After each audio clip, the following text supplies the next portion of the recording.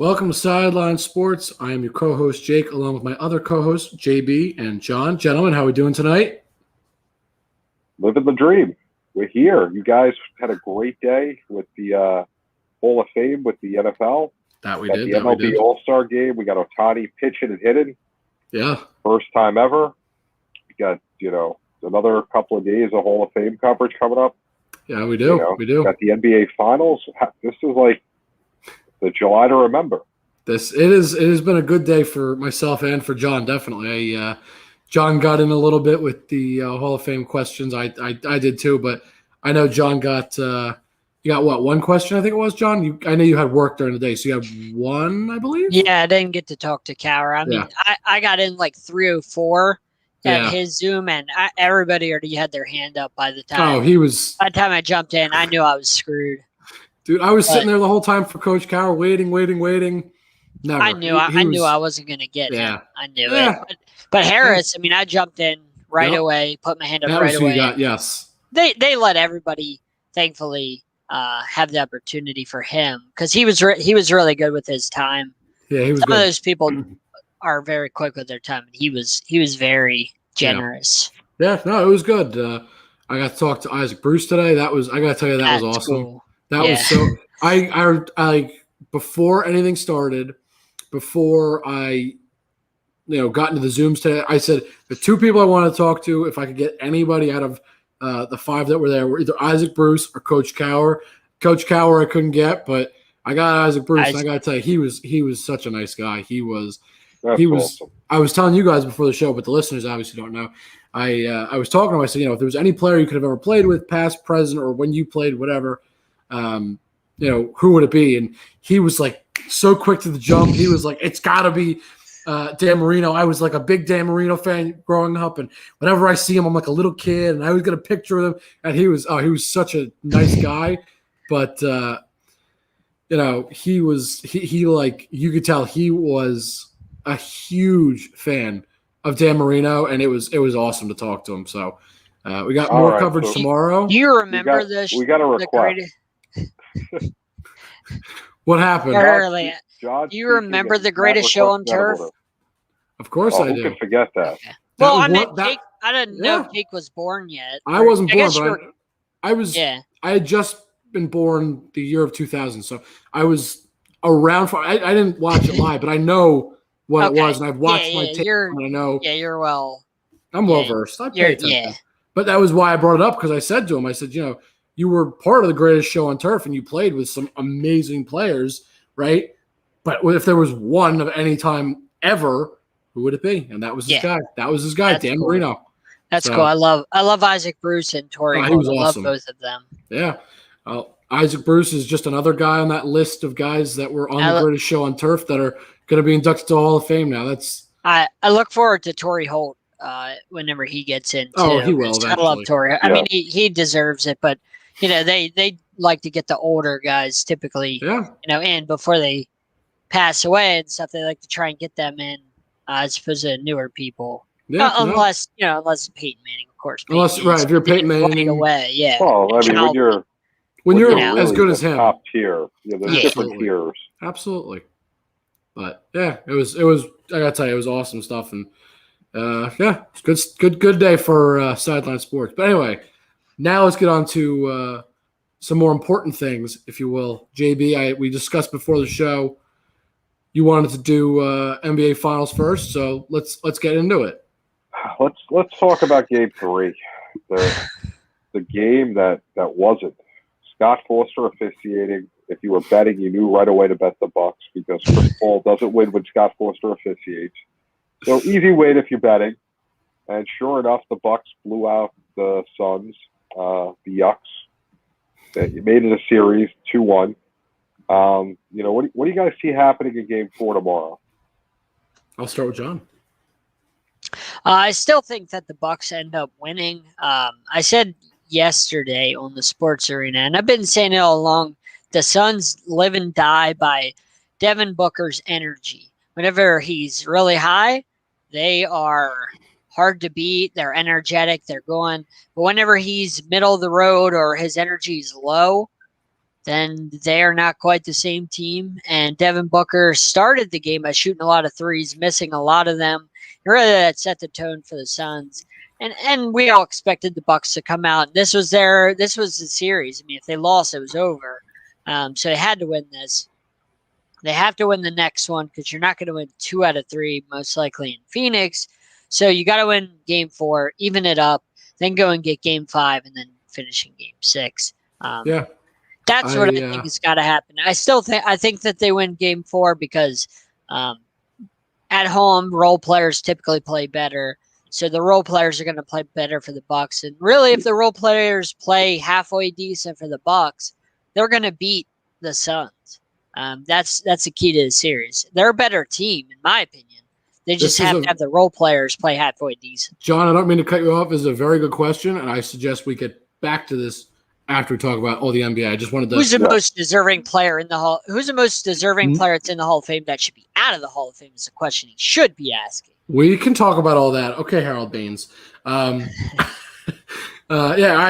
do agree with what John said, though. Baseball Hall of Fame. I do agree with everything John said about NBA Finals, not baseball. I completely agree with it. I mean, I figured the Bucks were definitely going to win that game.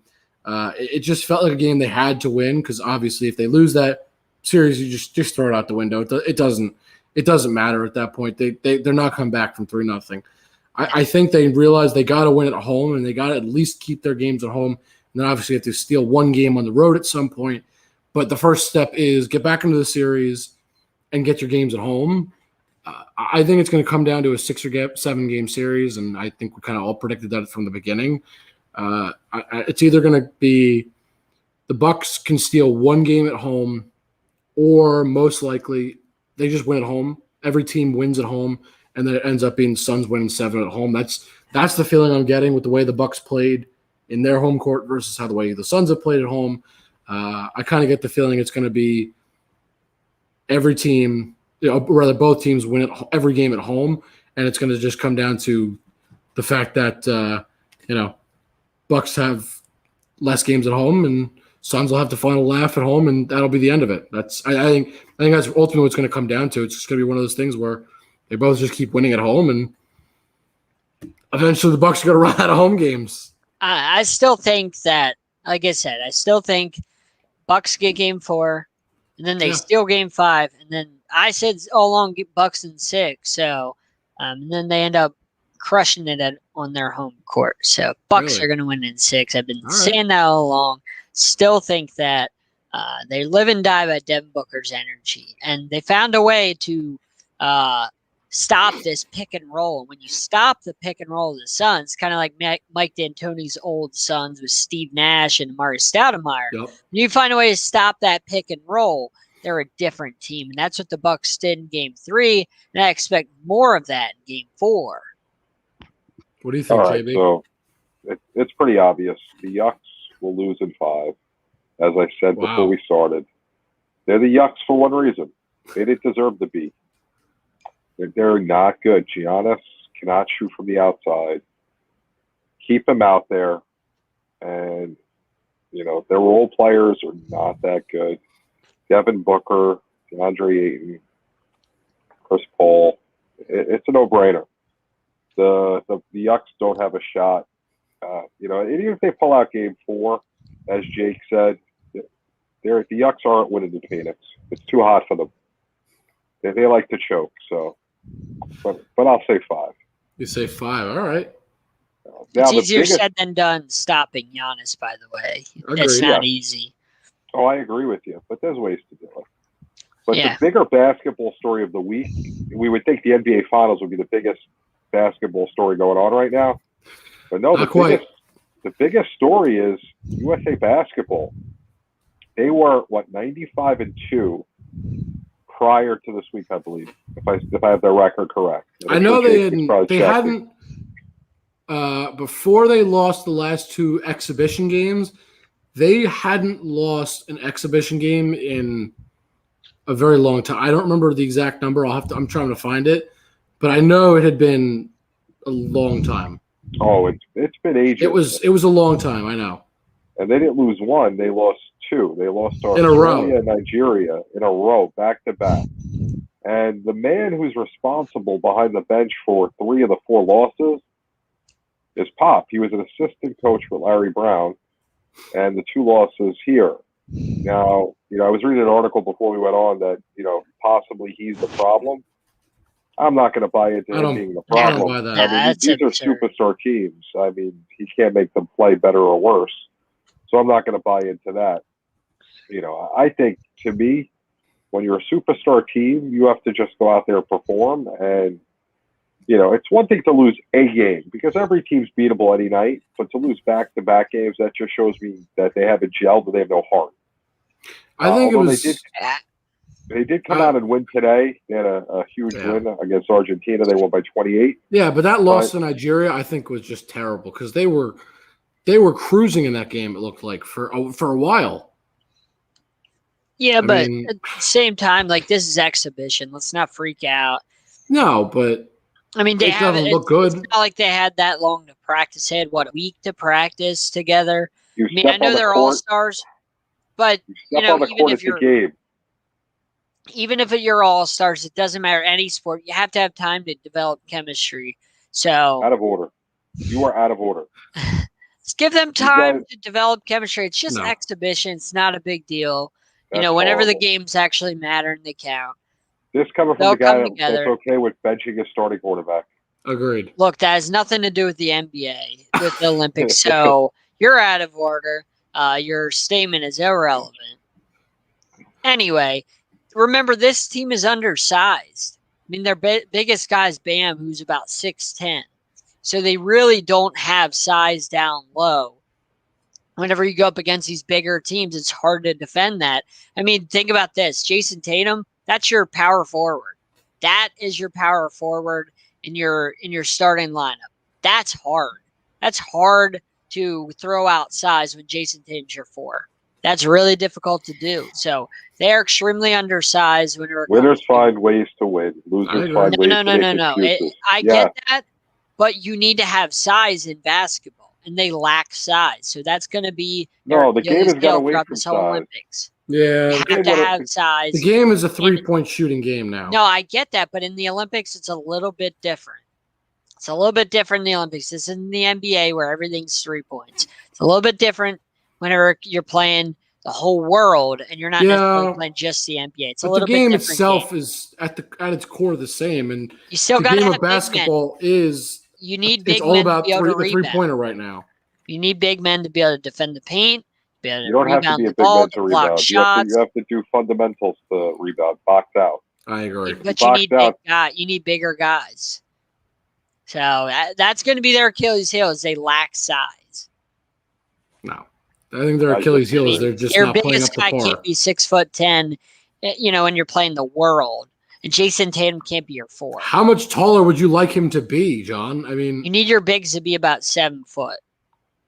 Yeah, John, the game has got away from that.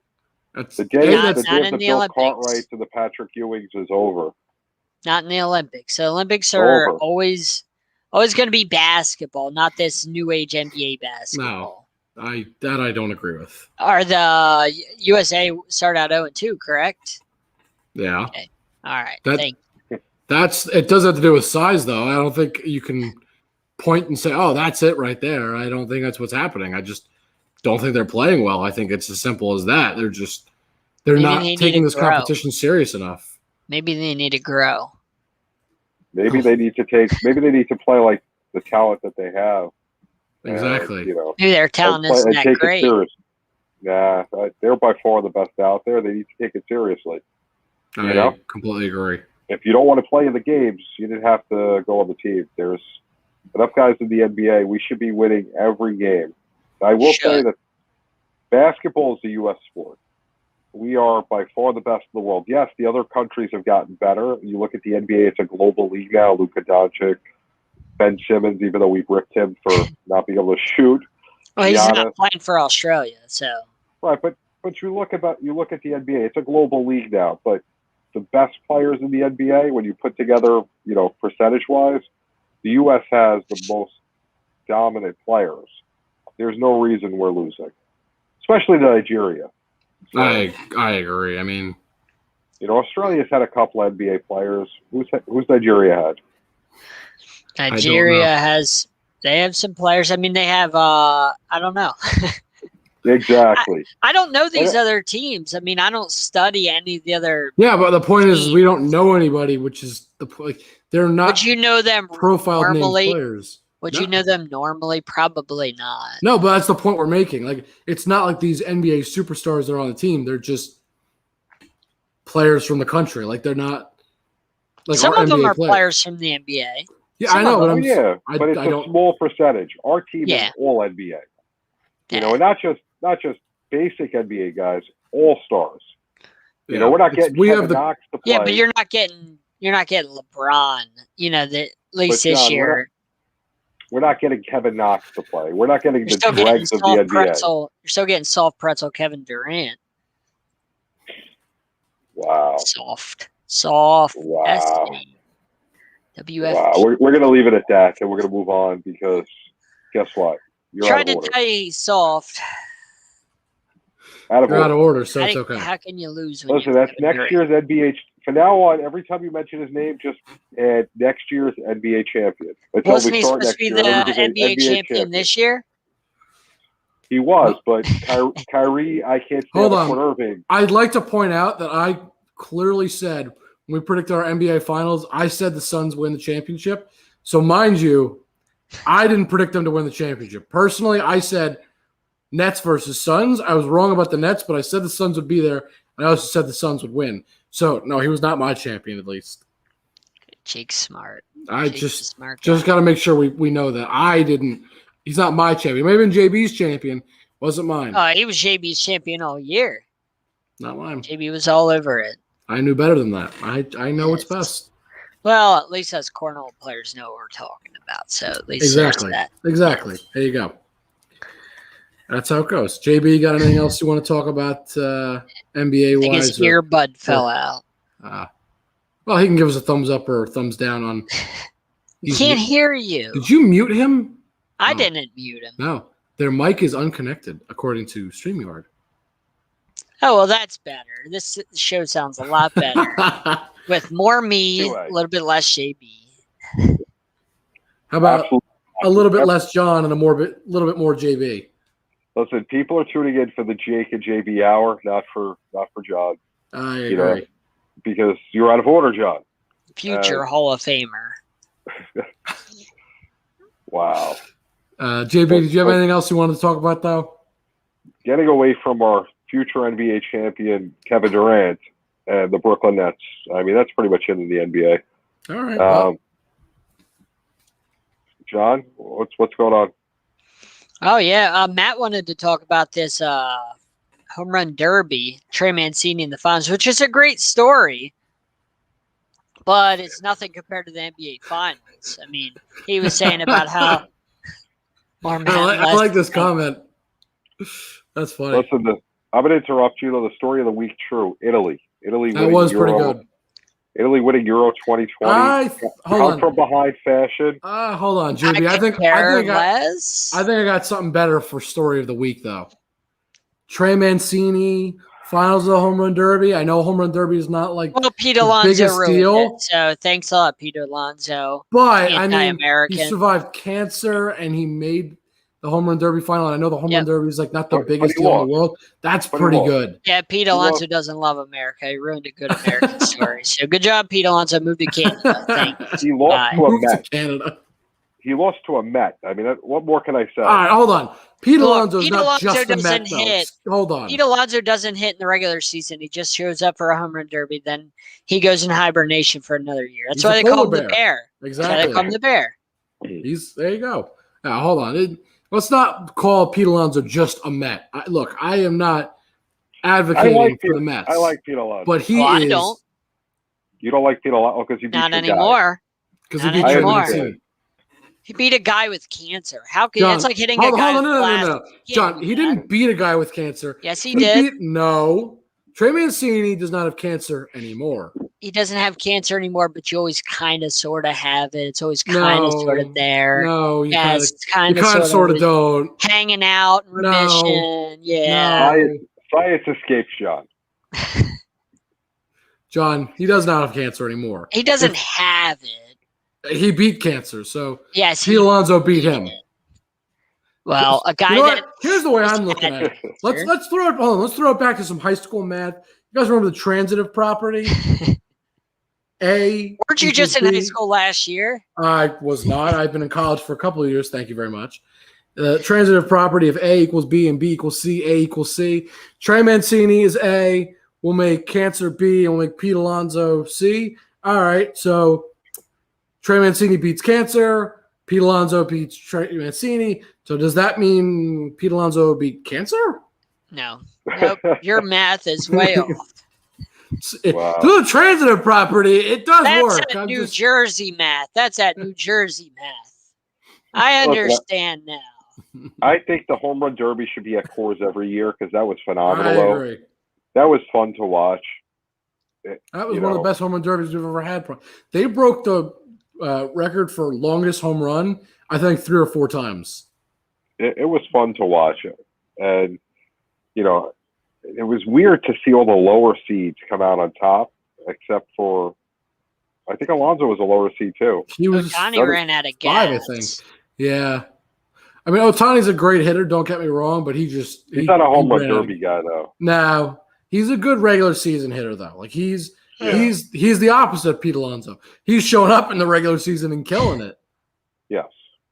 Yeah, no. But he also could have pitched all the guys that struck him out. So, he could have. Nobody else in the home run derby could have done that. You're right. They should have had a pitching competition, too. Right. He would have won that. So who wins the meaningless All-Star game? AL's up right now. Last time I looked. Doesn't matter. Nobody gets home field off of it, so it doesn't matter. I like the home run derby. That's fun. It's for pride. You're a Baltimore Oriole fan. It's for pride. Let's go AL. I agree. Well, I hope the AL wins, but we don't get home field, and wouldn't matter anyway. We're not going to the World Series, so pride doesn't matter, right? No, that's why John's a Dolphins fan. I guess you guys aren't going to the World Series either, so we're both in better shot than you. You're not going to the World Series. I didn't say we are. I said we have a better shot. Well, speaking of the Major League Baseball, how about Rob Manfredi saying before the All-Star game, we're getting rid of these 7-inning retarded games that are horrible. Thank God. Horrible. And they're getting rid of.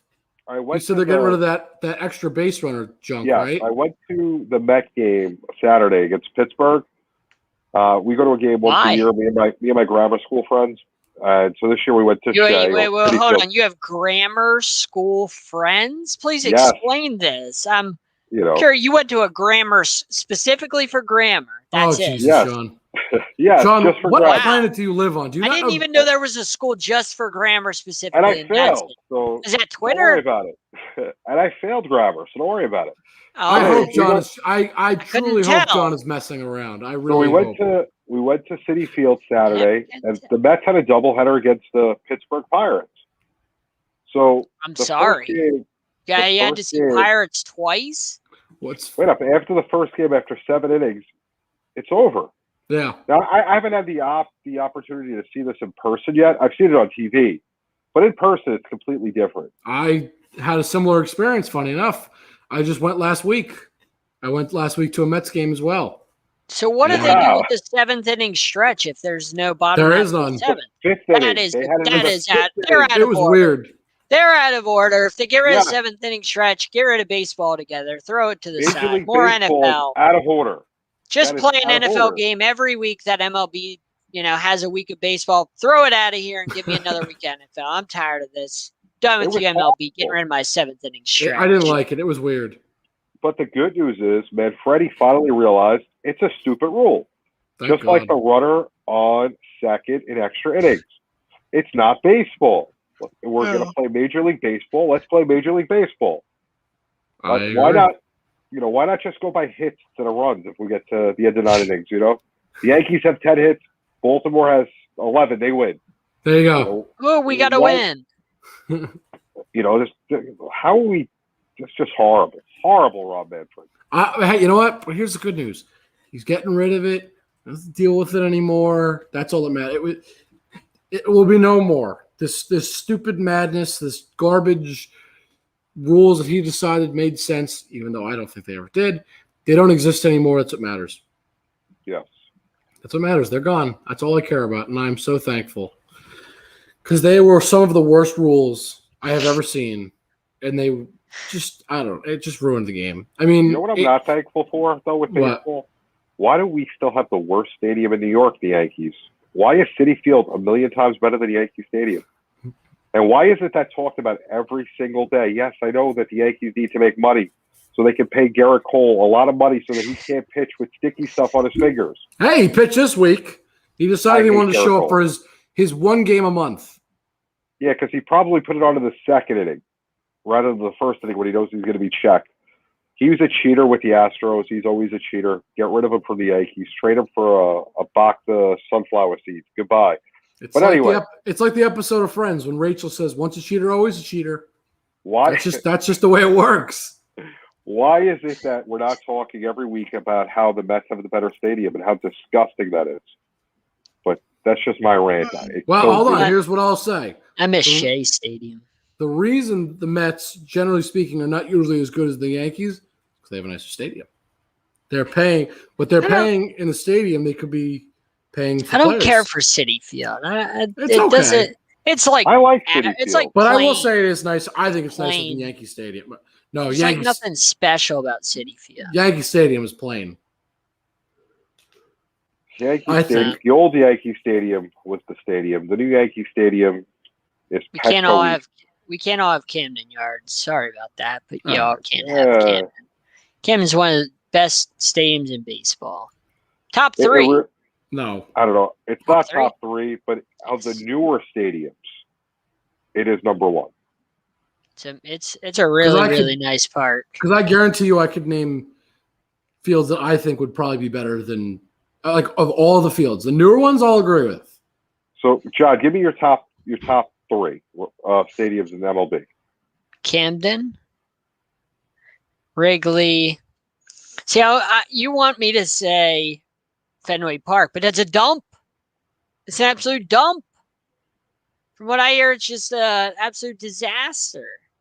Keep going. So what's number three, John? You can pick any stadium you want. This is your list. You're going to be wrong, but it's your list. Agreed. Let me go down through them in my head. Give me a chance to go down through them in my head. Don't hurt yourself. A lot of nice parks.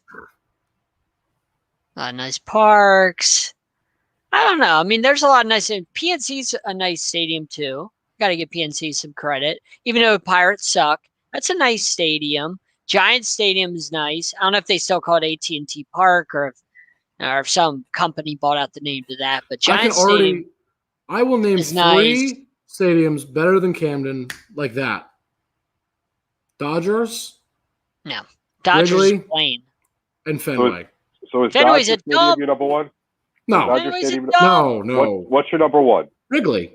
And that's and it's not necessarily because it's the prettiest looking. My top two are Wrigley and Fenway, not just because of looks, because of history.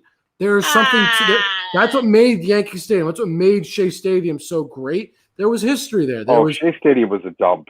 Shea Stadium was the worst. But would you call? I wouldn't have called it a total dump. I would have said it's a nice stadium. Why? There's history involved with it. That's what it was to me. Was there probably before you were born. Shea was a dump. I hated going to Shea. It was the worst. The only thing good about going to Shea Stadium, and they've done the same thing with Citi Field, is the parking. You can get there or get out. Yankee Stadium. That's nice. You always have to. I will say, Citi was much easier than getting to Yankee Stadium, and getting out was much easier. Try going to a playoff game. Try going to a playoff game at Yankee Stadium. They used to make us. I've done it in the park. Oh, I take a train. No driving. No, thank you. No trains. Yes, have a car. You take a car. No, absolutely not. Crazy. I'd rather get on a train, enjoy all the fans on the train with me. So what's it like going to a Jets or Giants game and getting in and out of there? Is that difficult? Okay, so I've only been to 3 NFL games. I got you. I'll cover this one then. So, but the one game I did go to was Christmas Eve for the Giants. I went to 2 Jets games, which was garbage. But the one Giant game was Christmas Eve. They played the Saints. This was years ago. It took forever to get out of there. I think it took me 6 hours to get home. Oh Sounds my about right. gosh. Well, hold on. Let's preface the fact that you're how far from home? Just no traffic whatsoever. No traffic. 25 minutes to a half hour. Okay. Oh. You're that close? Really? Yeah. I figured it'd be It's not farther far. from coming from New York. No, it's not. Really? It's Oh, not. okay. Anyway, no, I'm not disagreeing. I was going to say, getting out of MetLife is like hell on earth. It is horrible. the worst. The only place I've ever so been to that was worse was Dodger Stadium. I went to the Dodgers-Yankees 2 years ago. It took literally 2.5 hours to get out of the parking lot. It was the worst thing ever. That's rough. Yeah. But yeah. When I went to the Lions-Redskins game, when they were the Redskins before they were the Washington football team. They were the Redskins a couple years ago against the Lions when they were trying to give away tickets. I think tickets were like $5 or $10. It was crazy cheap. Anyway, they made us park down in this it wasn't even part of the stadium. Made us park in this lot. It was like $25, and it wasn't even part of the stadium. It wasn't even part of the parking lot. That's how crappy it was because I guess they were filled up with their parking and stuff like that. We had to walk the whole way down and the whole way back, and it sucked. And then it started pouring. So I mean, their stadium is okay, but there's nothing FedEx Field. There's nothing special about it. It's plain. It's average. So I thought it was going to be really nice, but it was nice, but it was I expected more. I was kind of disappointed. So MLB, it's simple. Number 1, Wrigley Field. The IV in the summer, unbelievable. I've been there when it's cold. Do not go when it's cold. I bet it's awful. I'm going to tell you. I'm sure it's. I've been to 3 Cub games. Twice it was cold. Do not go when it's cold. Check the weather. Abby, is that true? Is it bad when it's cold at a Cubs game? I guarantee you it is. Check the weather. Sell the tickets. Go when it's warm. Number 2, very simple. Fenway Park. The Green Monster. Who doesn't want to see a game with the Green Monster? And of course, there's history there. Please don't forget that history there. That history is 100 years old plus. I mean, now number don't you feel disgusting though, sitting at Red Sox Stadium? Fenway I would, yes, of course. The opposite of Wrigley. If it's really hot and humid, do not go to Fenway Park. I've done that. I've been to enough Red Sox Aren't the games. seats crammed together? They're That's not every that bad. stadium. I heard they're crammed. They're not that bad, but don't go when it's hot and humid. The stadium is disgusting. Sell the tickets. There you may want to go when it's cold. Now the best, number 3, the new stadium. Although I love Camden Yards is beautiful. It really is. Number 3 on the list is going to win because the weather is always perfect. See how my complaints about 1 and 2 were all weather. I got a guess as to what this might be, but let's see. Petco. It's always 82 degrees. I've never been to Petco. And everything there is new. It's gorgeous. It's basically the West Coast Camden Yards or Yankee Stadium. Because Yankee Stadium now looks like Petco on the East Coast. I always heard AT&T is nice for the Giants. Or I guess I don't know if it's still called that, but I always heard that was really nice too. Haven't been there yet. I think PNC is supposed to be gorgeous. I've heard. Yeah, I heard PNC is really, really nice. I heard Minute Maid is gorgeous too. Look, I don't like the Astros, but I've heard it's Minute very Maid nice. Minute Maid looks beautiful. I like to go there. The new Texas I appreciate Dome, a good park. In Arlington looks nice. San Francisco's gorgeous. Love to see that stadium. I don't know. It's not AT&T anymore. Visited the Phillies once. It was okay. It wasn't anything special. It's the same thing as Washington and Baltimore. It's the same type of setup, and they don't take care of the grass as well. I noticed that when I went there because it's a quick drive, an hour 45 minutes for me. Yeah. It's almost quicker to go there than sometimes to go to Yankee Stadium, and I like the field better. It wasn't anything Plus, you special. can see batting practice. I will say, just watching the All-Star game, Coors Field does look very pretty.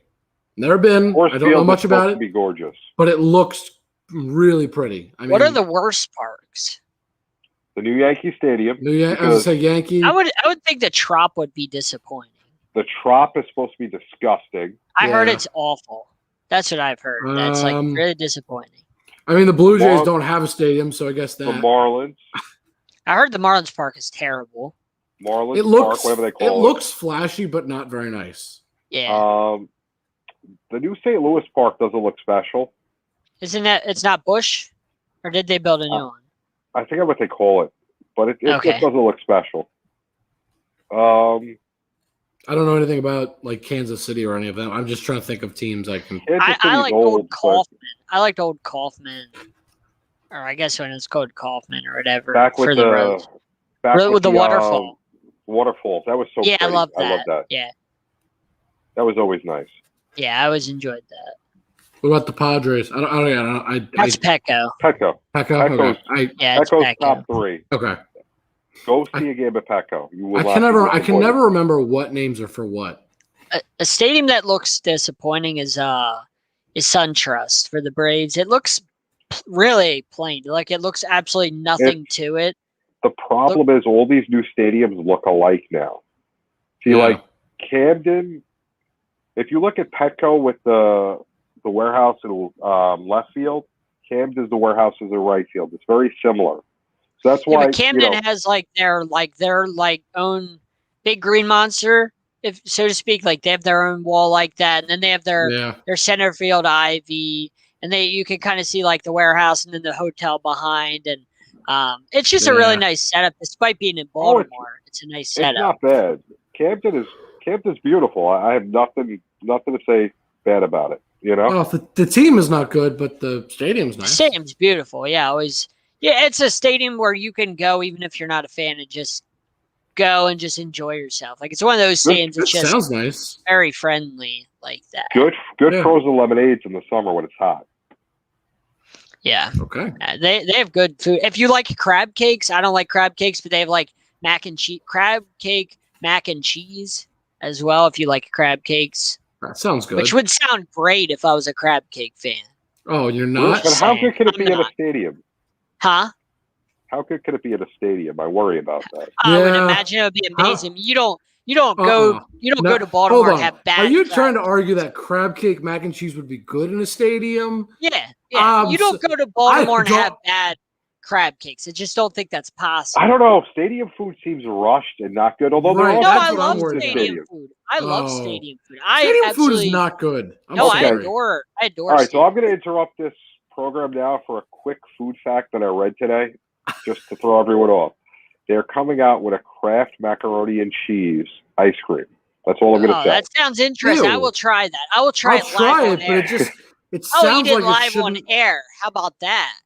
Kraft I don't know. mac and cheese ice cream. I'll try it for the first time live. I do not want my ice cream tasting like macaroni and cheese. I love mac and cheese. I mean, I'll try it, but like that just doesn't sound right. That's You're out of eating order. dairy. What's the problem? That's out of order. I'll tell you what the problem is. It's the noodles. Like that concept to me, I don't want. Like you can't put frozen. What do you have to lose? Your pieces stomach? in there. I happen to like eating. Just saying. I like food. Yeah, I'm not a fan of this idea. I mean, I'll try it for fun, just because I like to try all these wild things, just because I can say. I mean, I'd try if you make fun of me, but nah, I'm not. Mac and cheese ice cream? That just sounds wrong. I would try it. Okay, top ice cream flavors. Give it a shot. John, you go first. Look, we how got many are we this, giving? Hold on. How many are we giving? Our top one or like top three or what? Top three. Okay. You can do top three. I like top three because you gotta have a little diversity. All right, fair. I do like my peanut butter ripple. I do like that. Okay. There's some chocolate in it. I like to throw a little bit of chocolate in that. Peanut butter. I like cookie dough. I really enjoy cookie dough. And then I like a nice, I don't know if it's like a flavor, but like I like a nice like a brownie, like a chocolate brownie in it. God, I like your choices. This is one of the few times I actually like what John has to say. I enjoy that. Wow, but I'm surprised. And I despise mint chocolate chip. Despise it. It's on the bottom of the barrel. I mean, I don't like it. I don't like. It's not my first choice, but I'll eat it. It's the only thing I'll eat if we have it in the house. But if we have anything else, you know what's overrated? What's overrated? Neapolitan. Bam. I had to say. I agree. I'm sorry. I had to say. This is how different we are, John. Because mint chocolate chip is number one.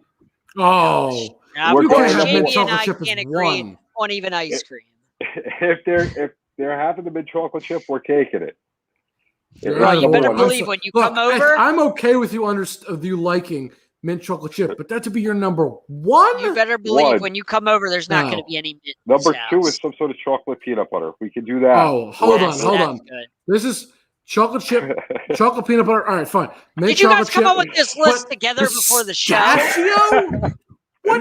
Yeah, look, I'm sorry. Jake. Pistachio is gross. You and Debbie's chemistry is off the charts. Oh. Come to New York, and I will show you the best pistachio ice cream you've ever had. If I want pistachios, I will crack them open and eat them. I don't want it in my ice cream. Come to New York. You got a good one, Jake and Kayla. She knows her ice cream. I'm fine with that. I told you that's good. But pistachio is gross. I will show you the best pistachio ice cream. You'll say, "Wow, I want more of this." No, I'm gonna say, "Ew, this tastes like pistachios." You can't have nuts in your ice cream. You just don't do it. No Hold nuts. on, that's not true. Not unless it's like one of those cones, like those Okay. Like on top. But like it, I don't want pistachios. Yes. Okay. I don't want almonds. Okay. You just said how you wanted peanut butter. Drumsticks. Yeah, but that's not like you're not eating a crunchy little nut that comes, that's spread throughout like almonds and stuff. No. It's already pureed. You don't got to worry about all that. It's taken care of. That's how I like it. All right, what's your last flavor? You got problems. What is it? JB. Pistachio. Oh, God. Come on. JB, I mean, this is just out of order. I just told you the best. Put him in the penalty box. No, 2 minutes. No. All right, I got 3 good flavors. So I'm gonna give you 4 because I think 1 is a bit of a specialty ice cream. So I don't know if we'll want to count that, and I'll start with that. I count it as a specialty because you can only get it like places like Dairy Queen. So now you can't always get it like at the store. Like at the store, you can get cookie dough. Like John said, that's something you can get everywhere. Yes. Peanut butter, chocolate peanut butter, you can get that just about anywhere. But like New York cheesecake, that's I consider that a specialty because you can't always get that. That's not ice cream though, unless you have a yes, flavor. it is. Oh yeah, absolutely. Oh, absolutely. Just a regular piece of cheesecake or like a flavor? That's the flavor of ice cream. Oh, I didn't know. I didn't know there was a flavor. Okay, exactly my point. Why I said it's a specialty ice cream. You can't really get that everywhere. If that is on the menu, I will choose that above everything else. Cheesecake is my favorite dessert, probably. I love cheesecake. And it's so good. Mark it down. You mark it down when you come over. We'll have a cheesecake here for you when we do, Okay, so last food question before we move on. Let me finish up my list. Hold on, let me finish. Oh, you can't just step in, hold on. Boy. You don't get to step in and ruin his list just because you have a bad list. So you pull everybody's list down. So that's my number 1 absolute favorite. But I call it specialty, so I'm not counting that on my official list. I thought that was your go on, cornhole partner. Go on. Thank you. I would say cookie dough. I love it. I love cookies. Cookies and cream is one of my favorite because I love Oreos. You get the chocolate, you get the vanilla. It gives you both. I love that. That's just a personal favorite of mine. And then if I had to choose a third, it's hard. I might go with sea salt caramel. I love. That's top 5. That is top 5. That is because it's got the sweet of the vanilla and it's got the salty of the caramel. Oh, that is a good combo, right? That's one of my. Your lady does not agree with the sea salt caramel. She probably likes pistachio, so whatever, not my problem. Oh, whoa! So, all right, here we go. If you go and get a milk, how do you not know what she likes already for ice cream? You guys, of course, I know. She's like you. She likes chocolate peanut butter. That's her favorite. She's a winner. I know. If anybody's like me, they're a winner. No, if we're John. Going to get a milkshake, where are we going, John? Well, man, if we're going to get a milkshake, we're getting a milkshake. An old. Now, if you can find an old 50s style diner, then please do that. We used to have one around here. I don't know what happened to it, but I used to go there a lot. They don't exist much anymore. So I know. They don't. Where we all can go. There's a place down the road. There's a place right down the road that actually does these type of things. It's called Tropical Treat. Right down the road. Boom.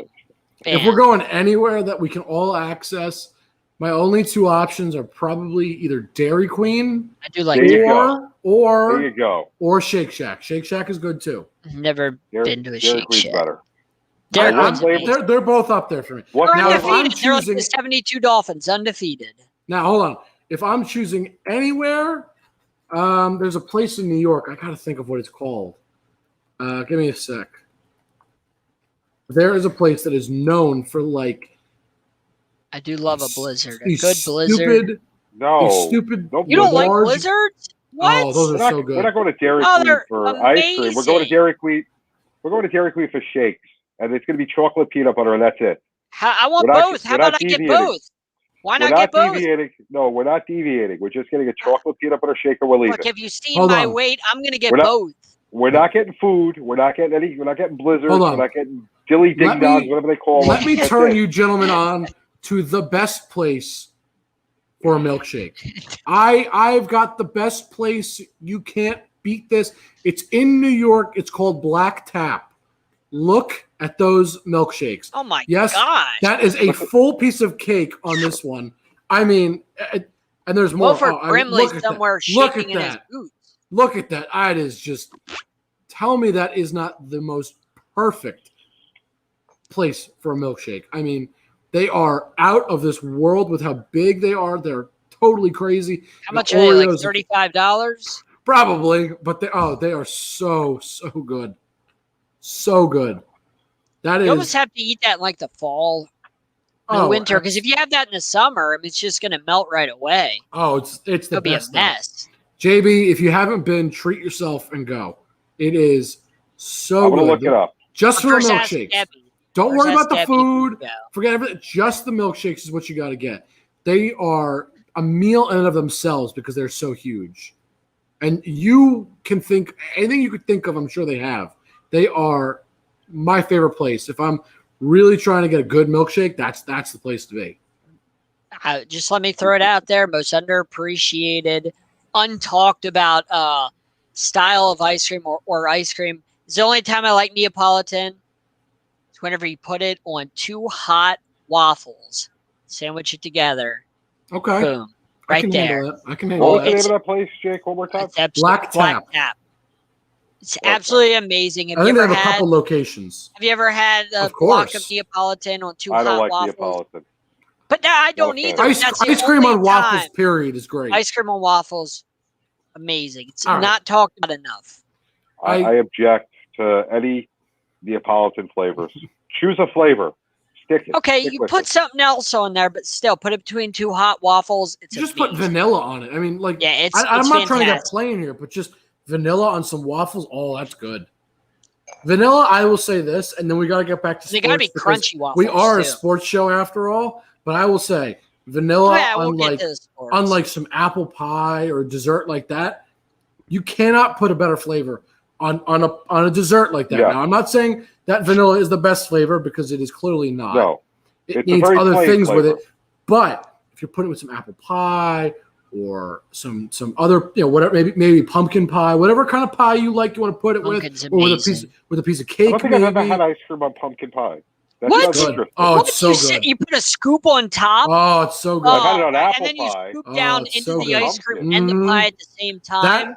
That is, in my Woo! opinion, the only thing vanilla is good for is on a dessert like that, or if you're mixing it with somebody with something else, like so with good. it's gonna be vanilla and another flavor, Yep. or vanilla with like cookies and cream is vanilla And I and like to make Oreo. sure- Vanilla I is like to not make good sure- for itself on its own, though. I'm sorry. I like to make sure the pumpkin pie is warm too, or hot. Oh, absolutely. Saying, Pumpkin man, pie's it always melts better right warm. into it. Oh, it's the best. But with the ice cream, Mm. just man, it's We'll get goes so the well. pies in the fall though, because that's another whole topic. It's not good to bake in the summer. It's too hot to bake. Fair enough.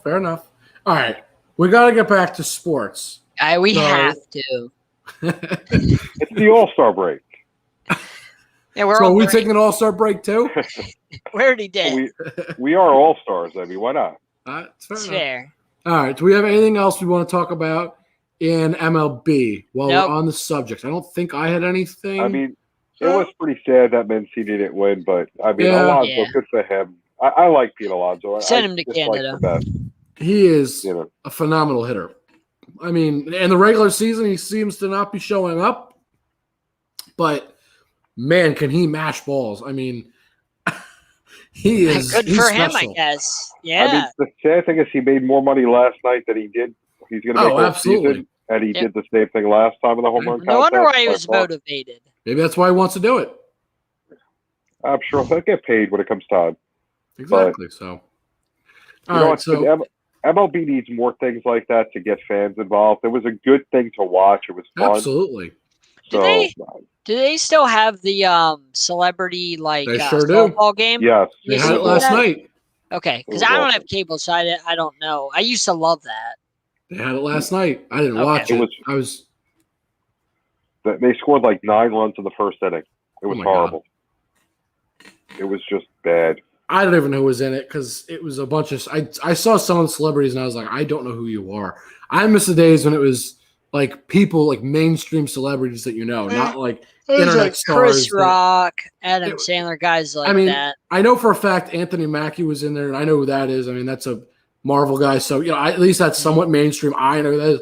But there was all these like TikTok stars and all that. I'm like, look, I'm glad you have your fame, but you're not what I'm looking. I'm looking for You're like, not actors, other Why are we athletes. playing Steve Metcalf was on there, I think, at one Why point. are I we was like, playing that's fine. TikTok stars.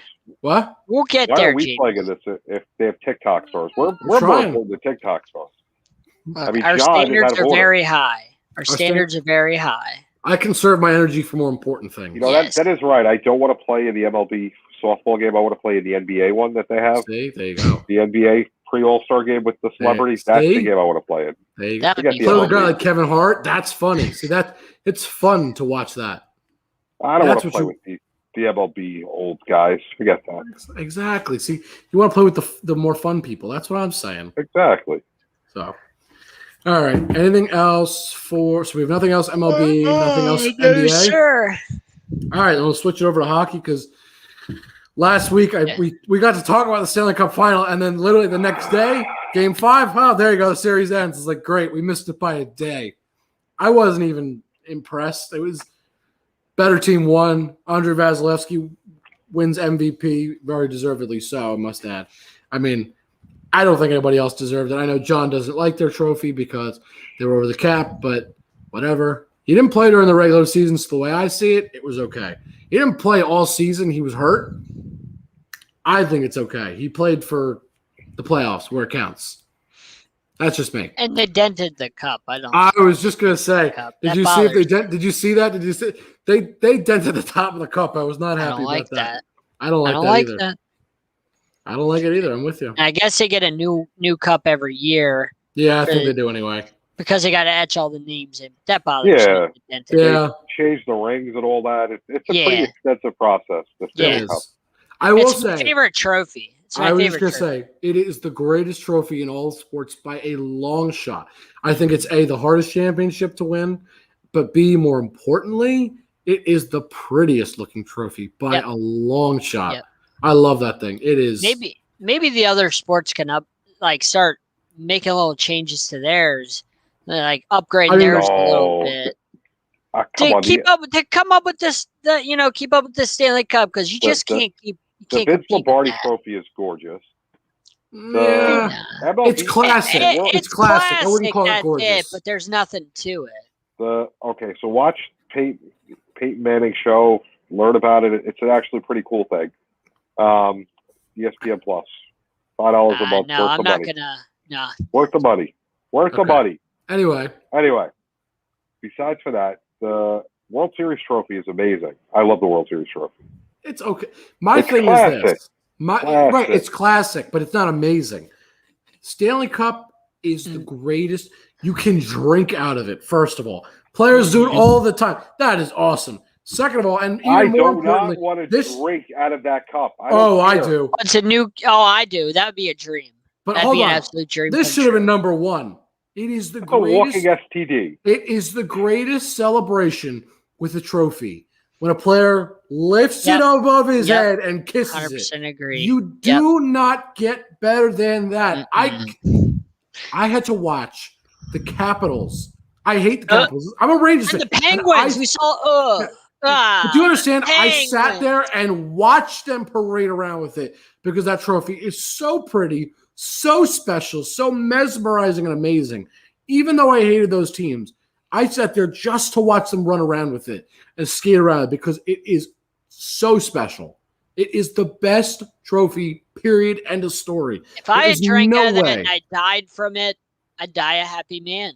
If I got to drink out of the Stanley Cup and it killed me, so be it. It's fine. It's the way my life's gonna end. Bye. Fine. I agree. That's a walking Write STD. that on. Write You that know on who my should It's a write new that? trophy every year. How is it a Fine. walking STD? Because by the They time keep we it get in a we're not case getting all it first. year. We're not going to be the first ones to drink out of it, no matter how good we are. I We're not don't on the ice. care. By the time we get to it, there's going to be at least 50 to 100 people that have drank from it. I fine. don't care. I go share literally cups with don't anybody. care. No, I don't either, but it's a Stanley Cup. You make an exception. I agree. You're out of order. If Out I of got order, to touch both a of you. Stanley Cup, No. boom. Life My is dream complete. is to take the Stanley Cup and lift it above my head. Really?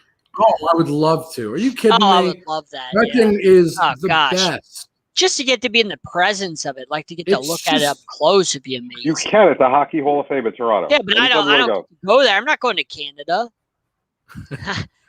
You know how I feel about going to Canada. What's wrong with Canada? Pete another Alonso's country. there.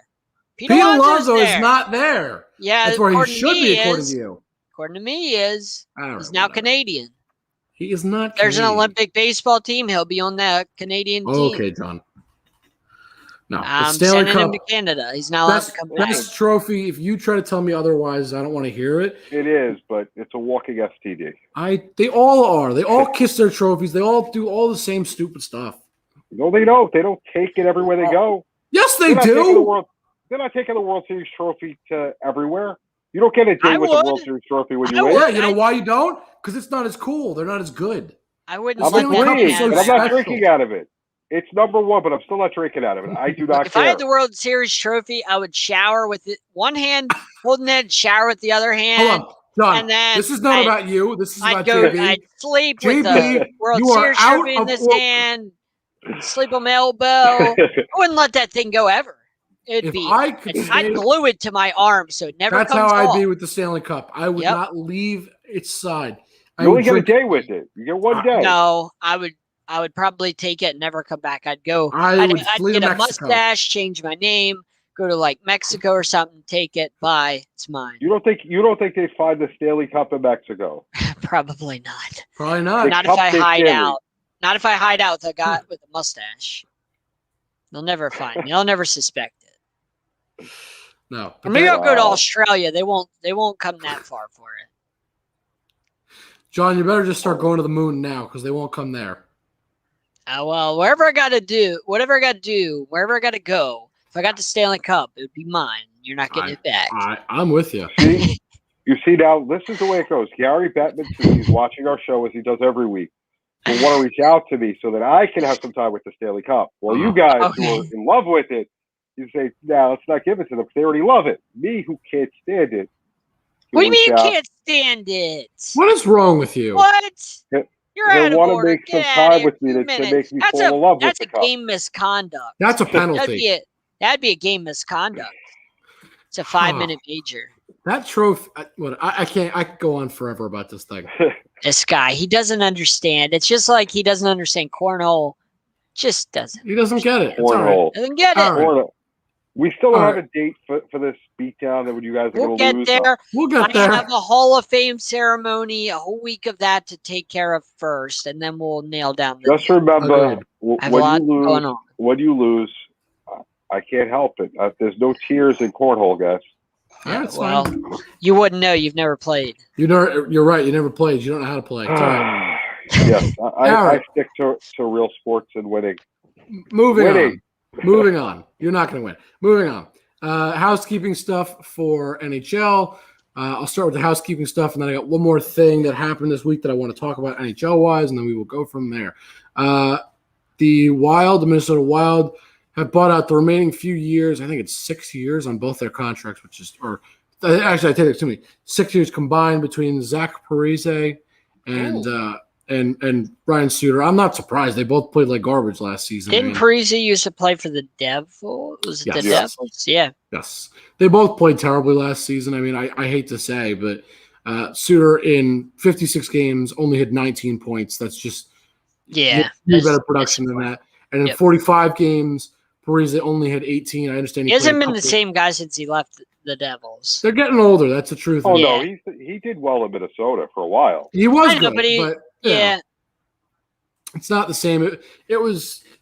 It's sad, I guess you could say, but you know what? It's Get older, it happens. When yeah. him and Elias were together in New Jersey, Yes. they Listen, were really yes. good.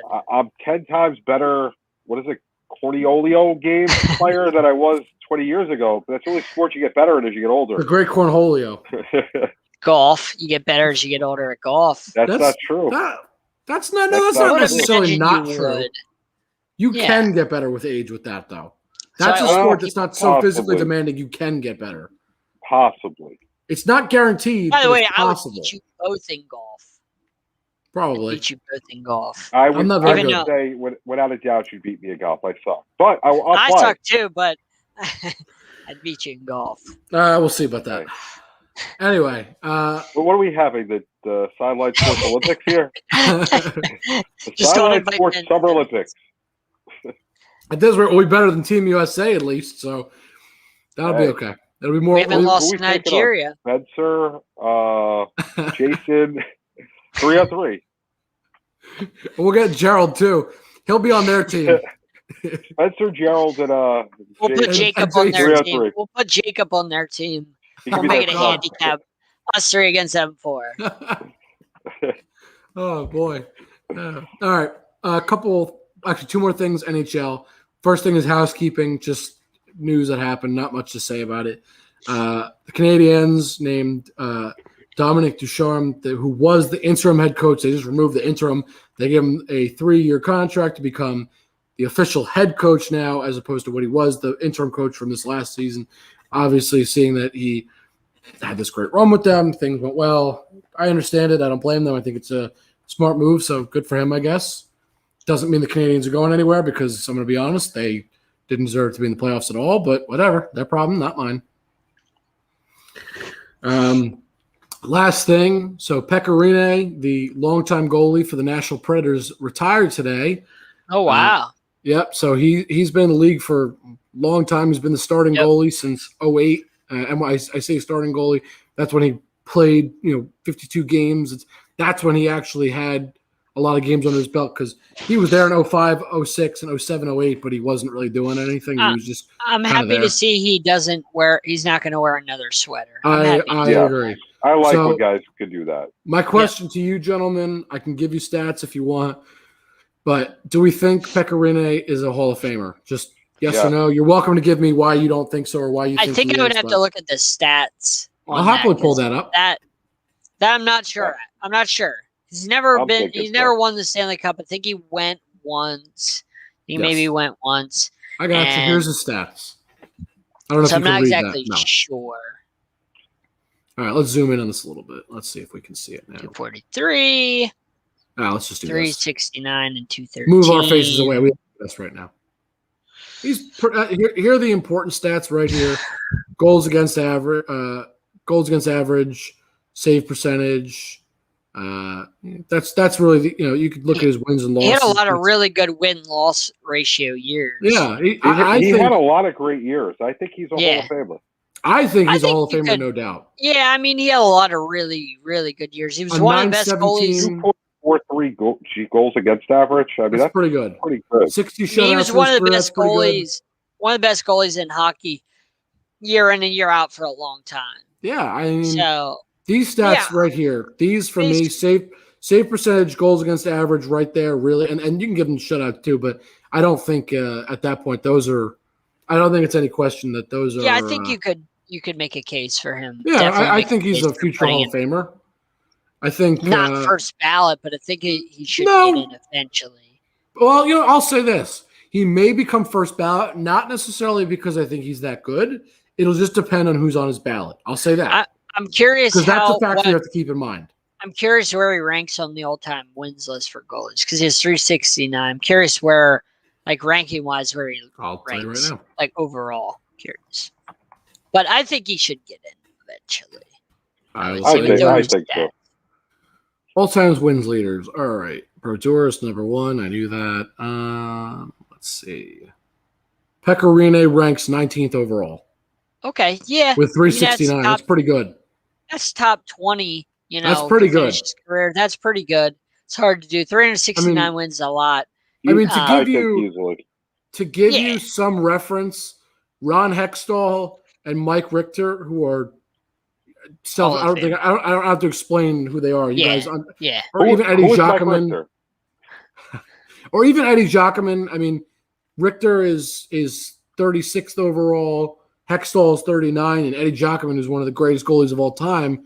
He's 42nd overall, and I understand they probably didn't play as many games, but it doesn't matter. The point I'm making is those are some of the greatest goalies to ever play the game. And like I said, Pecorini year in and year out was arguably like top 5 every year. You could make a case for him being the best or one of the best every year. Absolutely. Basically of his career. You always go. Yeah. To me, he's a first ballot Hall of Famer. He probably realistically will be. But I got to just say this, looking at this list, I don't think this is a record that's ever going to be broken. Martin Brodeur, 691 wins. That is just I never really thought about how many wins he had. It's something I think about.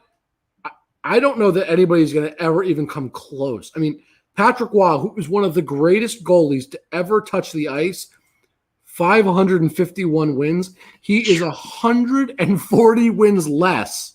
That is probably 2 or 3 seasons worth of wins. That's insane. That's just unbelievable. Unbelievable. Brodeur was phenomenal and for a long time. Yeah. I mean, I know how great he is, and I understand that. I never really think about it that much, and I see that, and it's one of those things that you're just unbelievable. It's one thing to be good. It's another thing to play a long time. And continue to be good. Amazing thing when you put it together to be really good and play for a long time. He is one. And the Devils had a lot of talent, but they weren't like murderers, with all their talent. They had a lot of good talent, but it wasn't like a dynasty type talent. Yeah. So it's not like Brodeur was on this dynasty. I mean, they had a lot of talent. Hold on. He did his part for sure. They were a dynasty, but I know they weren't a super team. Yeah, they weren't a super team where they were just you played them and it was like, oh man, we're gonna get killed tonight. Wasn't anything like that. No, he was he carried the load a lot of the time, but that's what he was good for. So one more thing I want to bring up going to NFL, unless you guys have anything you want to do for NHL, nope. But I don't think but I got 2 things in baseball I got to backtrack to. All right, do you want to do that first, and then I'll come back to mine? Let's do that before we go to the NFL. All right, so what was with the Angels drafting 20 I knew there was something we were forgetting. 20 what pitchers? Was that? I mean, I get you need pitchers because you got Ohtani and Trout, and you want to get them into the postseason. You need pitching. But 20? That's just absurd. That would be like the Cleveland Browns needing a quarterback and saying, all right, we're drafting a quarterback every single round. One of them has got to hit eventually. Yeah, that's – John, what's your thoughts It's not a bad that, theory. It's not a bad theory. Eventually, one should hit, right? I guess, but there's other problems than just the pitching. I mean, the Angels have been doing this for a long time, where they just, whether it's draft or free agency or whatever, they just, they're wasting Mike Trout's career. I mean, he was in the playoffs one time, I think. That's it in his career. And I fire the GM tomorrow. The GM, guess what? He's out of order. They're wasting his career, and it's a shame. I agree. It's sad. And to Ohtani, they're going to waste his career too. Yeah, I mean, I can say with confidence that this is a fair statement to make. I think I can say that Shohei Ohtani is this generation's version of Babe Ruth. And what I mean by that, one of those guys that is a fantastic two-way player, just a special talent. You don't come by it very often. I'm not saying he is Babe Ruth, but I'm saying he is that two-way player that is feels like one in a million, really hard to come by, super special. And I mean, the way he plays both sides of the ball, to me, it's special. Doesn't even begin to describe what he is. And to waste his career is going to be sad. I mean, that the other thing is, do you think they'll waste Ohtani's career like they're doing with Trout? Basically, yeah. I'm getting that feeling. if they're drafting 20 pitchers, it's showing that they don't realize where the needs are because the needs and are just not pitching. The other thing you have to try and remember is Shohei Ohtani's already 27. He's not young like when they first got Mike Trout, where he was young guy. They're just getting him super young, and they're going to have all these years to bring him in, bring in players and build around him. Shohei Ohtani's already 27.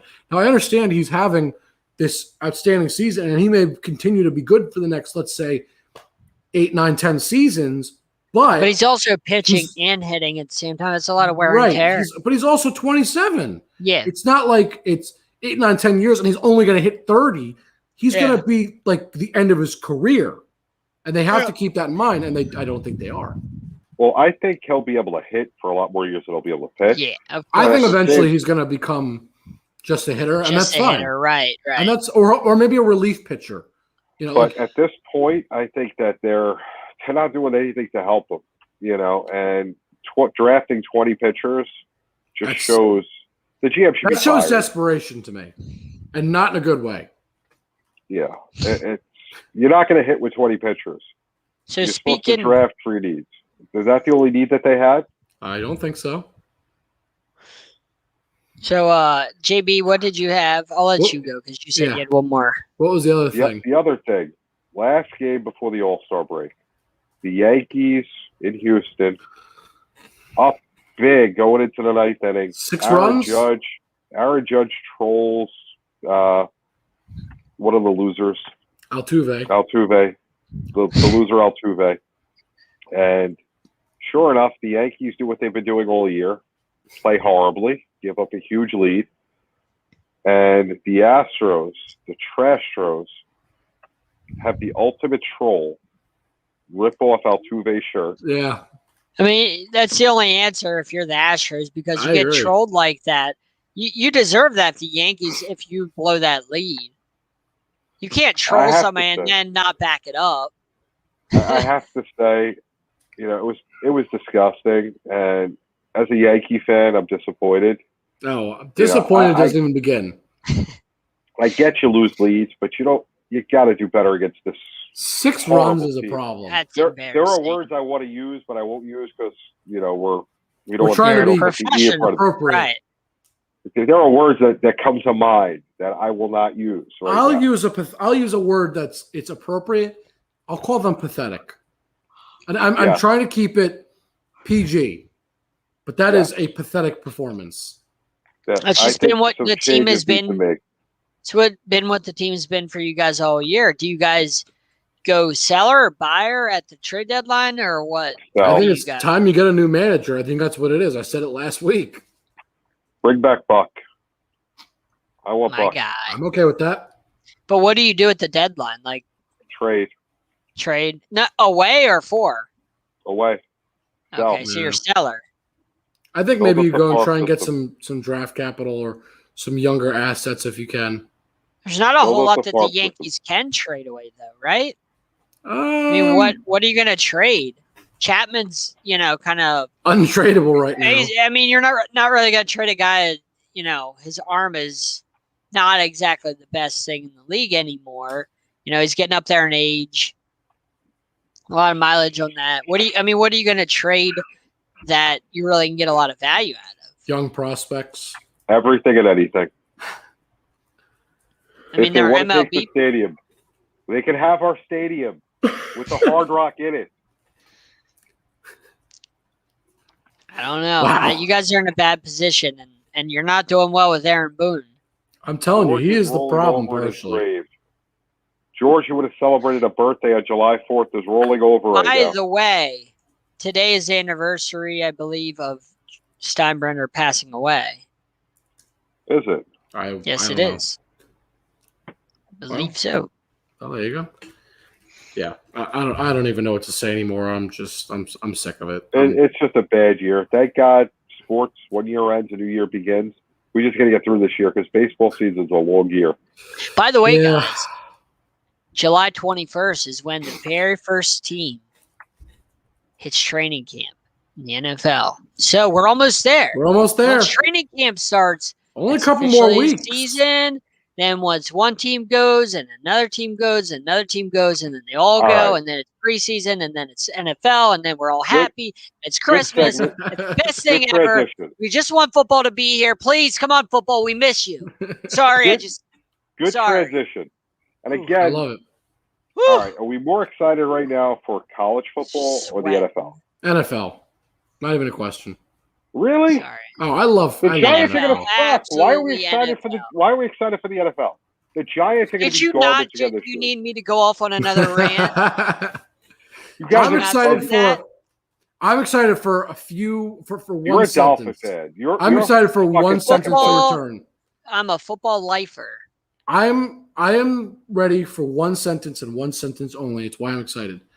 7 hours of commercial-free football starts now. That's They why can I'm excited. Never get That- rid of Chris, No. whatever his name is. Listen, Scott he needs Hansen. a contract for life. Scott Never Hansen. He get rid just of signed a Scott new Hansen. contract. They They need get to rid of sign him Scott for life. Hansen. He's going to come to Sideline Sports. I think we have to. We're already working on it, aren't we? We are, of course. Behind the scenes, guys. Of course, of course. All right. So NFL, I thought this was something very interesting, and I had to tell you guys about it. Of course, somehow it always comes back to either one of two guys. It's either Aaron Rodgers or Tom Brady. Always. No, it's not Aaron Rodgers this week. No. It's not Rodgers this week. It's Tom Brady this week. This is one of the biggest coincidences I've probably ever seen, but it was one of those. It doesn't need to be a conversation. It's just I had to share this because this was a very odd stat, and I never would have known this had I not seen this. CBS posted on Instagram, and this was awesome. Tom Brady seems to have this impeccable following with titles. Wherever he lives, wherever he is, titles follow, and I'll explain. From 77 to 95, that's where he was growing up in the Bay Area as a kid. In that span, the Raiders won 2 Super Bowls. The 49ers managed to win 5 Super Bowls, and the Oakland Athletics won 1 World Series. Again, I think this is all coincidence, but it's interesting. Since leaving for college, none of those teams have won a championship.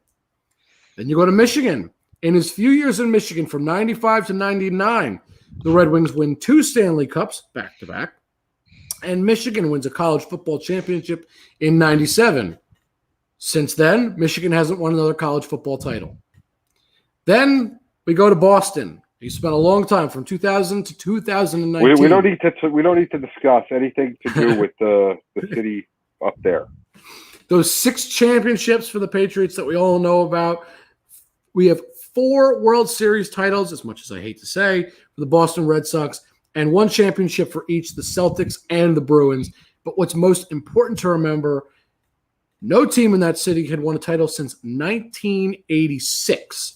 And more importantly, the Red Sox hadn't won a title since 1918. The curse of the Bambino broken. Just a few years after Tom Brady goes to Boston. And now that he's in Tampa, the Lightning have 2 Stanley Cups, and the Buccaneers have a championship already. Now, I understand the Buccaneers were his doing, but you get the point. 2 championships to follow. If he was good, the Orlando Magic would have won the championship. He's not good. It's not Tom Brady. We're done. And just to remind you, this is really cool. Before that, Tampa teams only had 2 titles all together. Well, the Rays didn't win. No, but they made it to the finals. I mean, look, Yeah. think about it. The Rays and the Heat, since Tom Brady made the final, all 4 teams have made the finals for their The Heat respective had nothing sports. to do with Tom Brady. I didn't say it had anything to do with him. I The said Heat it's are a in crazy. Miami and Orlando are 2 different places. It's not even close to Tampa Bay. That's I like didn't saying, say it that's like was. saying Philly I and, said and New York state. are the same. It's a further drive to get to They're Miami just from reaching Tampa. Tom Brady credit. I just said it was a coincidence. Hold on. That's out of order. I made a Out of point to order. say Out of CBS, it's a crazy you're out of coincidence. order. It's a crazy coincidence. That's all it is. And I just found it interesting. The last thing I Yes, do go want in to the talk penalty about, box 2 minutes. the last NFL thing I want to talk about, though, this was interesting. I don't know if you guys saw this, but did you know that there is a new sack king? There is a new single season leader in sacks as of today. Did you guys hear about this? No. Al There was Bubba football Baker today? was a player for the 1980 Lions.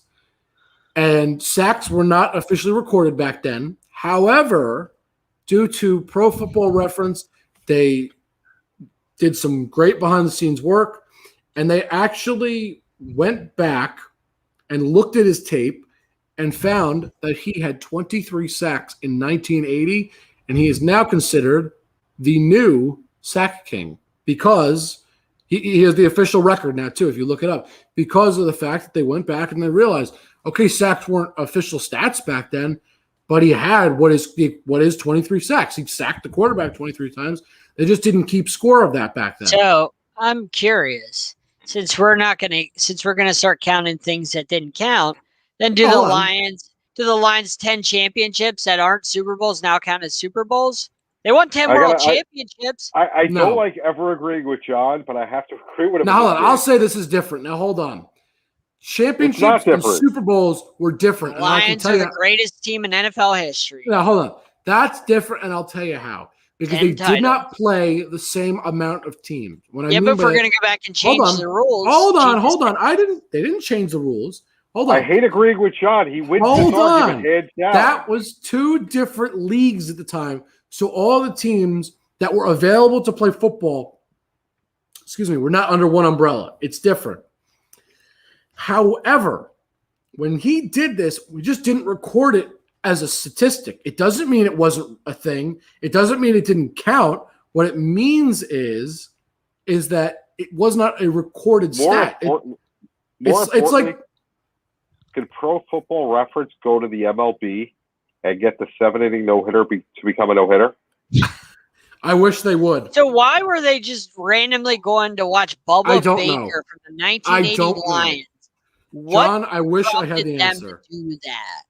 Where did that come from? Did they review every season? When did they stop the review? Did they check every player before that during that season? I know nothing. 1955? I just report the facts. Don't shoot the messenger. Well, if you're going to give Bubba Baker credit, you got to go back and figure every player from that didn't count all the way back through the hands of time. Maybe they did. I don't know what they did. I don't work maybe there's more. Maybe there's a touchdown leader all time above Drew Brees that we just didn't count. Because maybe there was a time where you thought it was a pass and or a rushing touchdown, but it actually counts as a pass and touchdown. So maybe go back and review everything. Look, don't shoot the messenger. I did nothing wrong. I'm just repeating what happened. That's all I know. Just saying. I'm just telling you what happened. Open up this can of worms. All right. The last thing, because we told Matt we'd get back to this, and we never did. So I think we need to get back to this now before the episode is over, because I know we're running a little bit long. So I think this will probably be our last thing. What? Zach Thomas. Shaq Thomas. Okay. Why? Zach I was like, who? Zach. Okay. Former Miami Dolphin, one of the greatest linebackers in the history of the NFL. Shocker, he picks the Dolphins. Look, he's one of the greatest linebackers ever, and he keeps not getting in, but he should be in. He was a hell of a linebacker. He was a great player, and he is a deserving choice. If Jason Taylor's in, he should be in. They're both amazing players. But it's shocking that out of all the people you'd pick a Dolphin. That's all. Well, he asked, and that was a player that keeps getting snubbed. You could have stayed in Florida with Tony Baselli. He was one of the greatest offensive linemen of all time. I love Tony Baselli. But you could have done that, but yet you chose the Dolphin, which makes me wonder about your credibility. Of course you did. Hey, look, credibility. What do you mean? Zach Thomas is one of the greatest linebackers of all time. There's no, knocking my credibility. Doesn't matter. It doesn't take away from how amazing he was. Ricky Williams. You could put Ricky Williams in there. He should be in there. Huh? I'd put Ricky Williams in the Hall of Fame. You wouldn't. For what? Smoking weed?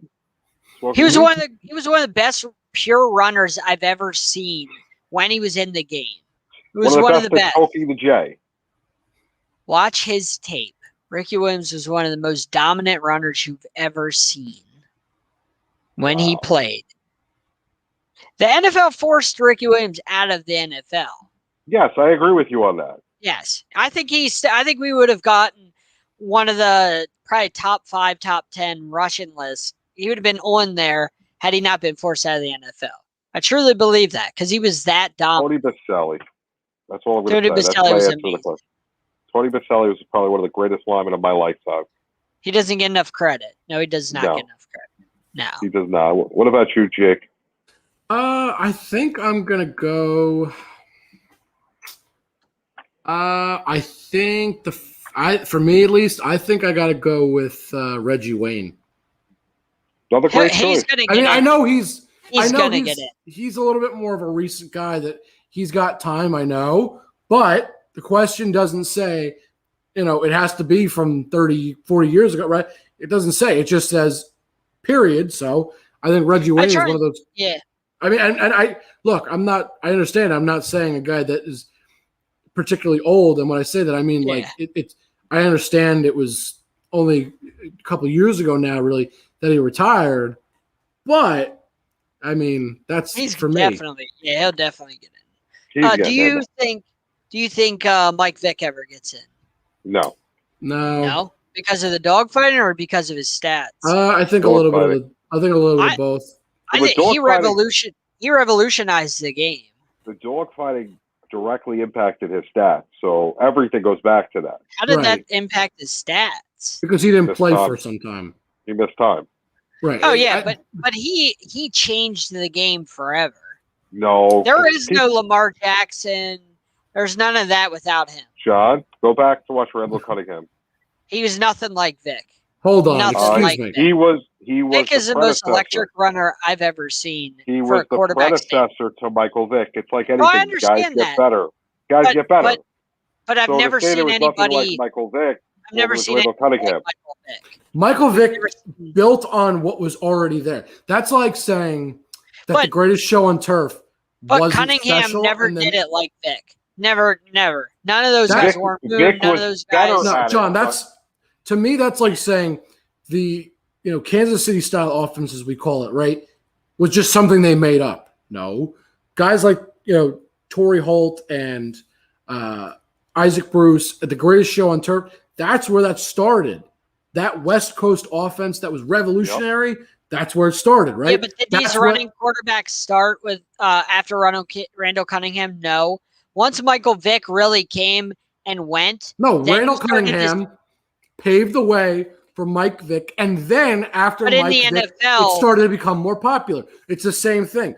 Did teams just start having West Coast offenses like that right after the greatest show on turf in the 2000s? No, it's taken some time to get there, and now we see it more frequently, but it's the same thing. They were the first to really start doing that, and now over time it became a little more popular and more popular, and here we are, and now it's huge. When you look at Randall Cunningham, do you ever say, we've never seen anything like that? I don't. Exactly. When I look at Michael Vick, I say, I've never seen anything like that in my life. How many quarterbacks can punt for 92 yards? I don't care how long you can punt. I watched Tom Brady punt for like 40 yards. You're okay with benching your quarterback, so you don't have any relevance in this conversation. That has no relevancy in this conversation, so you're out of order. But anyway, I can say that about Michael Vick. I've never seen anything like that, the quarterback position in my entire life. You have. And I've watched football forever. He's nothing like Vick. Nothing. Hold on. I love Randall Cunningham, but nothing like Vick. I don't think you're. I hate the Eagles. Randall Cunningham was the revolutionary. Hey, Vick played for the Eagles too. I mean, here's what I'm going to say, and I think is important to understand. So, Mike Vick, in his career, I'm sure you don't, but do either of you have any idea how many rushing yards he had? I have no idea about what any stats. It's okay. No. He had 6,109. Randall Cunningham, 4,928. Rushing touchdowns, 35 for Cunningham, 36 for Vick.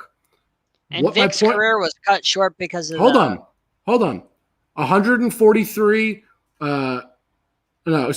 873 rushing attempts for Michael Vick, and Randall Cunningham, 775. So what's the point I'm making? Their numbers are not that different. They're really not. They both ran for almost 5,000 plus yards each. Now I say that because Cunningham just misses 5,000 yards. But if we round up, let's just call it an even 5,000 just to make the statement easier. They've both rushed for over 5,000 yards in their career. Okay, I'm not knocking Cunningham. They both rushed over 750 times in their careers, respectively. That's Okay. I'm not knocking him. Right. I'm just saying. So what I've I'm saying never is, seen anything so like historically game changing but you at that can't say that. position with the legs. I've But hold never on. seen that in my Here's life. what you're also missing. Randall Cunningham finishes his career in 2001. His last like full season where he played a lot of games, was 1998. And then when does Michael Vick come into the NFL and start playing? 2001. And then his first full season where he plays a bunch of games, 2002. Do you see the point I'm making here? There's only a couple years in between the two. Their stats are very similar. What they've accomplished very similar in terms of rushing. You can't try to tell me that that one didn't pave the way for the other, because he clearly did, because he played that same style where he ran the ball a lot and finished just a couple years before Michael Vick came in. It's perfect timing. Just as he's finishing his career, Mike Vick is in college, finishing out his college career. It's perfect. He starts to emulate his game right off of Randall Cunningham as he's getting to that big stage, right? Say you've never seen anything like Michael Vick. I've never seen anything. The to popularity. To say that Michael Vick was a special quarterback in the way he ran, that's okay. But to say he was totally revolutionary and he did this all on his own, that's not fair to say. He was phenomenal, and popularity. He was better than Randall. Yeah, I agree. But without Randall, there was no Michael Vick, and the stats are there to prove it. I just don't think that Randall Cunningham, when he went, that running quarterbacks became a thing. I think after Michael Vick left, running quarterbacks became a thing. Okay, John. Because it was pocket passing. That's a different argument. We're arguing two different things. What I'm trying to tell you is Randall Cunningham paved the way for Michael Vick, who then continued to pave the way for what we see now. He was a drop better than Randall Cunningham, yes. But if Randall Cunningham does not do that, and then Michael Vick does what he does, then Michael Vick is revolutionary all on his own. It's all him, Michael Vick. But because Randall Cunningham exists and what he did, you just can't say it was all Michael Vick. You could say Michael Vick was better. You could say Michael Vick was more influential overall. I will agree with all those statements. 100% true. Oh, yeah, he was a global superstar. But Cunningham started that movement clearly because it goes Cunningham, Vick, today. Well, yeah, he played before him, but I still think Michael Vick should be in the Hall of Fame, bar none. Think what he did to the game. Huh? I don't think he will because I think if I had a vote, I would put him in. I know the dogfighting's bad, but you got to give people a second chance. Try to atone for his mistake. So I like to give people second chances.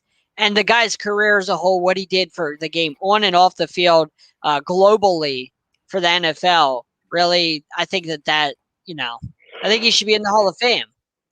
I think the problem what you're going to run into is they're going to come back to the dog fight. It's going to be the stigma of the fact of what he did exactly. And I don't think he's a Hall of Famer. I would. No, I don't. I'm on the fence about it. I'll say that. He's the greatest rushing quarterback we've ever seen. That to me, that's like what the guy. I don't Plus, know. his arm was pretty damn good. He wasn't just a running quarterback. He had a pretty damn good arm. If you want to say he was the best overall throwing quarterback we've ever seen, yeah, I'll give you that. Was he the best running quarterback? I think Lamar Jackson's a better runner than. I agree. I don't think so. Lamar Jackson already is nearing 3,000 yards rushing in 3 seasons. But Vic also didn't have an offense like that where it was doesn't matter. Where it was like a run game offense. He just did it because, it was just out of desperation. JB, I'm going to disagree with what you said. The best running throwing quarterback, I would give that based on the full career so far, Russell Wilson.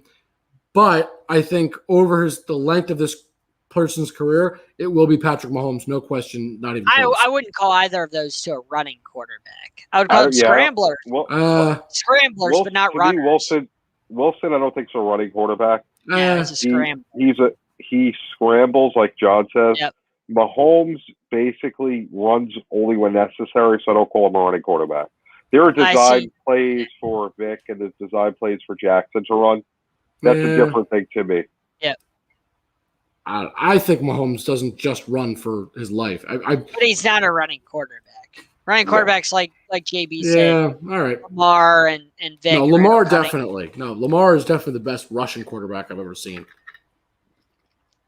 I mean, what Mike Vick did against the Vikings.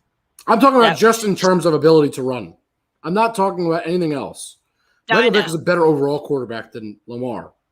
Yeah, and I'm not a Vic fan. I'm just saying, it's a guy I would put in the Hall of Fame. I like to give people second chances. Speaking of Vic, my dad has one of the funniest shirts. I got to tell you about it, and then that'll probably be it. I think we're kind of running out of time here. But he has a shirt that says "Evict Vic." It is Convict Vic. Excuse me, Convict Vic. Wow. And it's got a little circle with a number 7 in it, and it's slashed through it. I believe it's fantastic. Nice. You have to show us. I'll have to find it. Yeah, I'll see if he has it still. I'll see if I can find it online first, but that will forever be one of the best things I've ever seen because we are not Mike Vick fans for sure. I always like Mike Vick. I just think he, like any person, does stupid things. I'm hoping he's grown from it and doesn't do anything else stupid in life. It seemed like he really did. When he came back, I don't know him personally, so I don't know. I hope not, but it just sucks because I get why people don't like him because of that. But I look at him as a football player and try to take his personal life out of the equation because I try and give people a second chance. That, like I said, that's what I try and do for most things. I mean, if you kill a person, I mean, it's a little different. Still, dogfighting's bad, but I still think he deserved a second chance to. Yeah, it's pretty horrible. Problem is, people don't do that. I mean, I wish they would because I agree, but they don't. That's the problem you run into. So exactly. Anything else? Mm-mm. That's it for me. All right. Well, we'll go around the horn. JB, where can they find you? JB_the program on Twitter. JB Ellis or Joe Ellis on Facebook. The NBA carousel. Watch it. It's coming up to the finals of the NBA. Probably finals. our last episode for the season next week. I'd assume. Yeah, we're gonna have a draft. We're gonna have a draft episode probably the week after, but perfect. Before we start the new year in a couple of weeks, so definitely watch that. Sideline Sports, we're all over the place. We got people covering the Hall of Fame. We got people covering the NFL, MLB. Just pay attention everywhere. We're all over. John? Yeah, you can find me here, the best place, Sideline Sports. You can find me at cardiaccane.com, writing Carolina Hurricanes articles. You can find me at Sports Arena Monday and Wednesday nights at 10 p.m. Eastern Time. In the fall, which is coming soon, the NFL carousel, that'll be Thursday night, soon. I believe. Yes, it's coming very soon. NBA carousel occasionally. And then Blue Hawks 13 on Twitter. You can find me there. What about you? You guys can find me on here on Sideline Sports, the best show everywhere, just anywhere. I mean, doesn't get better than this, right? I mean, that's the most important thing. But you guys can also find me on Twitter at Jake_Malik, Instagram, Facebook. Just look me up. You can also catch myself, and I know John will be doing a little bit also this week of Hall of Fame coverage. We'll be hopefully talking to some big names tomorrow. Fingers crossed. We'll be talking to I know Troy Polamalu will be on there, and Peyton Manning will be on tomorrow. Charles Woodson. Charles Woodson. Yep. So hopefully myself and or John will be speaking to them tomorrow. So definitely be sure to check out our social medias, both of ours respectively, because I can tell you, if either of us get to speak to either of them, it'll be on there for sure. You're going to want to check out our Twitters. Yeah. Absolutely. Most importantly, though, you can find Sideline Sports anywhere you have social media. Instagram and Twitter is Sideline Sport 1. YouTube and Facebook is Sideline Sports. We're also on Apple Podcasts, Spotify, TikTok, just whatever you can think of. We're there. We're everywhere. We're everywhere. We say it all the time, but we are everywhere. Look, it's on the bottom of the screen right there. It comes across all night. So if you haven't figured it out by now, I don't know if you ever will. Most important place with the least important face is John. Always remember that. All right, everybody, have a good night, and we'll see you next week. Remember, you're out of order. Out of order.